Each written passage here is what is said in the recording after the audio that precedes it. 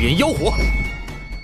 Assalamualaikum teman-teman, seperti biasa sebelum mulai Mimin mendoakan semoga teman-teman semua selalu dalam keadaan sehat walafiat. Oke, kali ini kita akan melanjutkan Martial Master versi novel bagian 265. Bagi yang baru bergabung, selamat bergabung, dan bagi yang belum subscribe dulu lah agar Mimin tambah semangat lagi nih bikin videonya. Oke, kalau sudah kita langsung masuk ke isi ceritanya.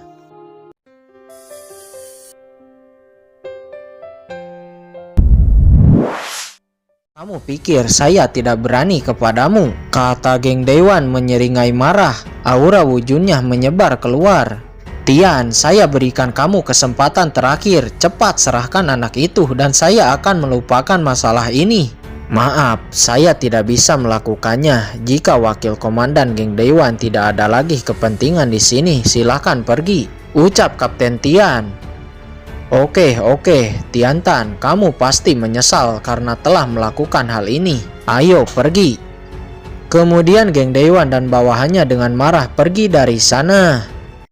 Kapten Tian, apakah Kapten benar-benar akan menyinggung wakil komandan geng Dewan? Saya dengar dia adalah bawahan dari komandan kuno, kata bawahan Kapten Tian setelah geng Dewan pergi. Tidak apa-apa, saya yang akan mengurusnya. Kalian tidak perlu khawatir, sekarang lanjutlah berjaga, ucap Kapten Tian.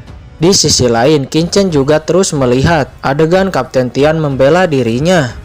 Tuan Qin, jangan khawatir, selama kamu di sini saya akan melakukan sebisa saya. Tapi Tuan Qin, wakil komandan geng Dewan ini memiliki dekingan di belakangnya cukup dalam. Selain keluarga Leng, saya juga mendengar bahwa pangeran ketiga juga ikut campur tangan, ucap Kapten Tian.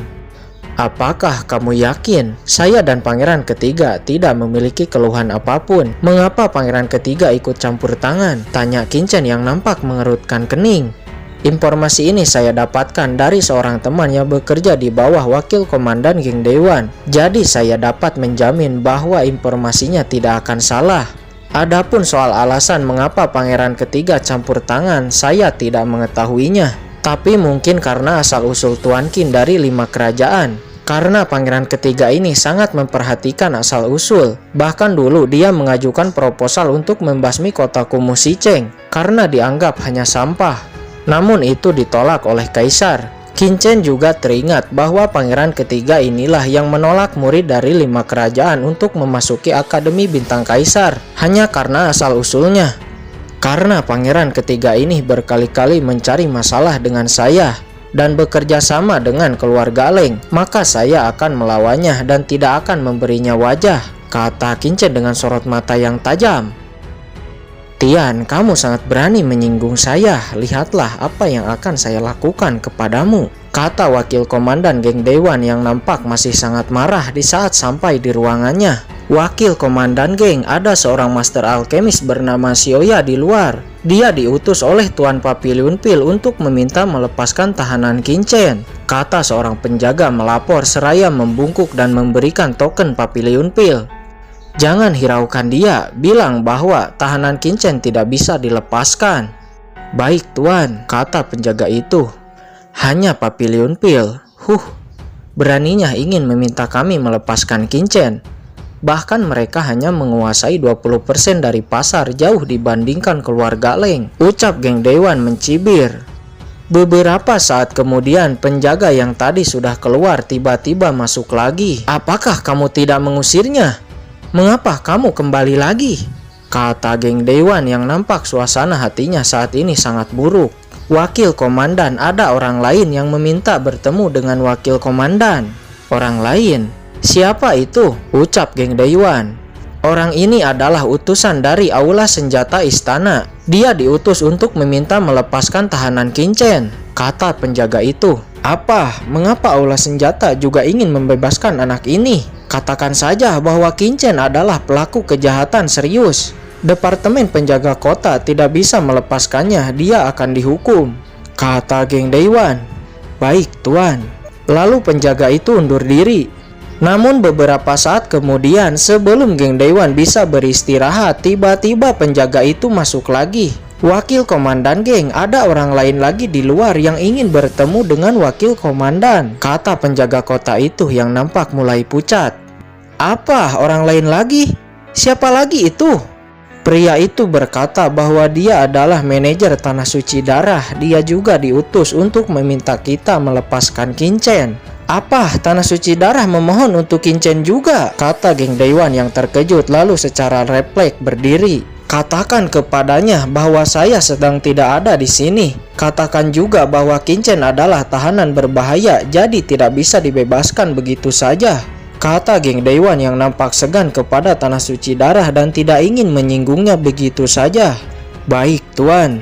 Namun beberapa saat kemudian, Wakil Komandan geng Dewan, bukankah bawahanmu mengatakan bahwa kamu tidak ada di sini? Mengapa sekarang kamu sedang duduk di sini? Apakah kamu ingin mempermainkan saya? Kata manajer Chen Xiang yang nampak marah dan menerobos masuk ke dalam ruangan geng Dewan. Dia tidak mungkin kembali tanpa penjelasan untuk Presiden Tanah Suci Darah Nan Gongli. Ternyata itu Tuan Manajer Chen Xiang dari Tanah Suci Darah. Hehe, maaf, saya memang barusan keluar dan baru saja kembali, ucap geng Dewan. Wakil Komandan geng Dewan, tahanan Anda yang bernama Qinchen adalah teman dari Presiden Tanah Suci Darah saya. Saya secara khusus dikirim Presiden Nan Gongli untuk meminta Departemen Penjaga Kota membebaskannya, kata manajer Chen Xiang.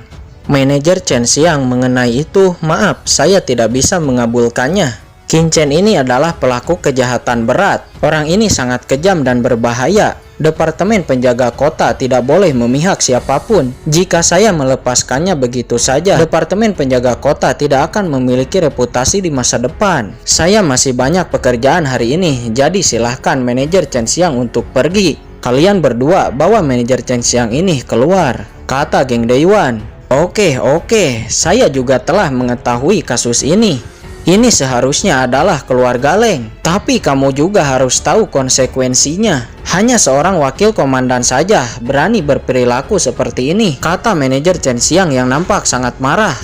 Scene berganti, pada saat ini nampak Zhou Qimpeng yang menerima laporan dari Xiaoya menjadi sangat marah.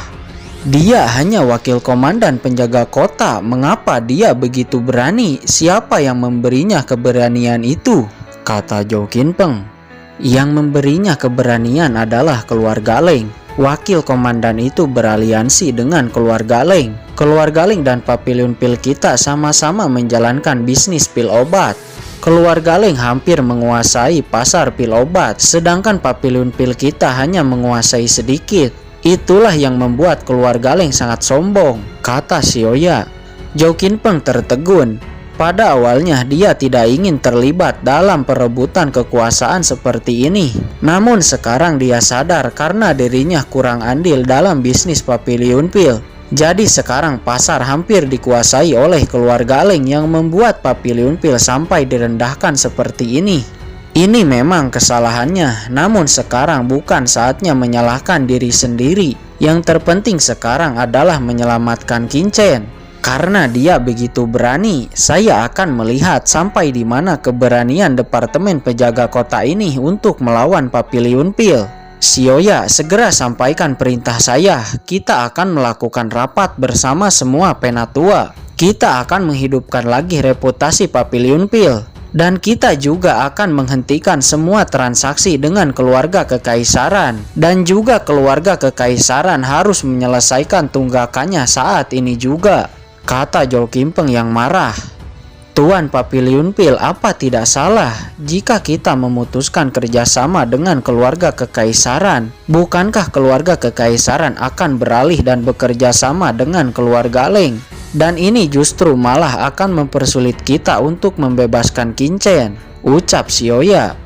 Kamu telah salah tentang ini. Walaupun Papiliun Pil kita tidak terlalu menguasai bisnis, tapi Papiliun Pil mengatur penilaian seorang master alkemis. Dan juga kota kekaisaran tidak mungkin bekerja sama dengan keluarga Leng. Jadi lakukan saja sesuai perintah saya. Papiliun Pil kita tidak boleh direndahkan seperti ini. Scene berganti kepada aula perangkat senjata istana. Tuan, maaf, bawahan diusir tanpa sempat masuk Departemen Penjaga Kota. Bahkan dia mengatakan bahwa kita hanya bawahan Papiliun Dingki.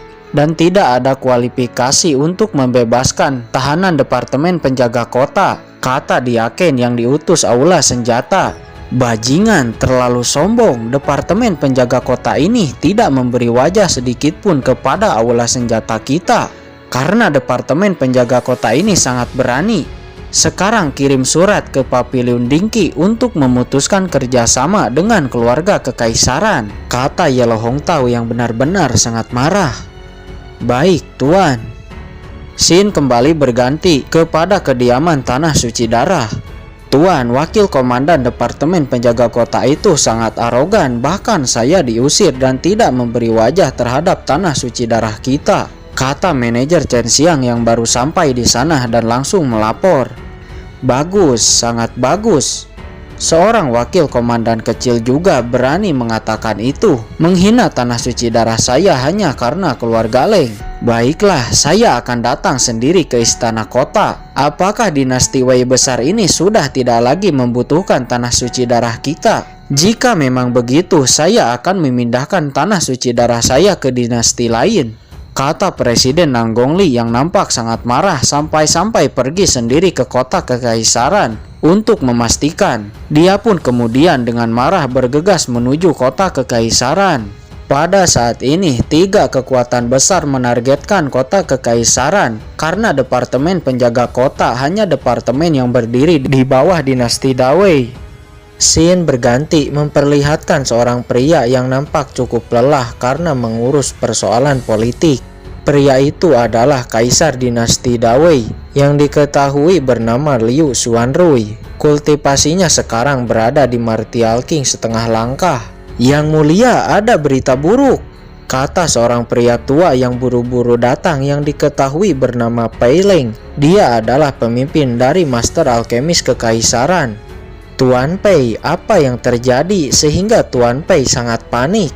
Kata Kaisar Liu Xuanrui yang sedikit heran di saat melihat ekspresi panik Pei Leng. Faktanya, Pei Leng tidak pernah sepanik itu sebelumnya. Yang mulia, saya tidak tahu apa yang terjadi sehingga Papiliun Pil tiba-tiba mengutus seseorang dan memutuskan kerjasama dengan kita, dan semua tunggakan harus segera dilunasi sebelum besok, kata Pei Leng yang nampak cemas. Mengapa Papiliun Pil memutuskan kerjasama? Ini terlalu tiba-tiba.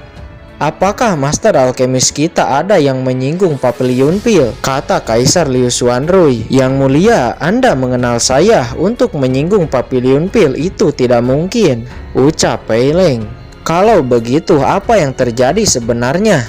Ucap Kaisar Liu Xuanrui yang mengerutkan kening berpikir dan bertanya-tanya. Kemudian Kaisar Liu Xuanrui memerintahkan seseorang pergi ke Papiliun Pil untuk memastikannya.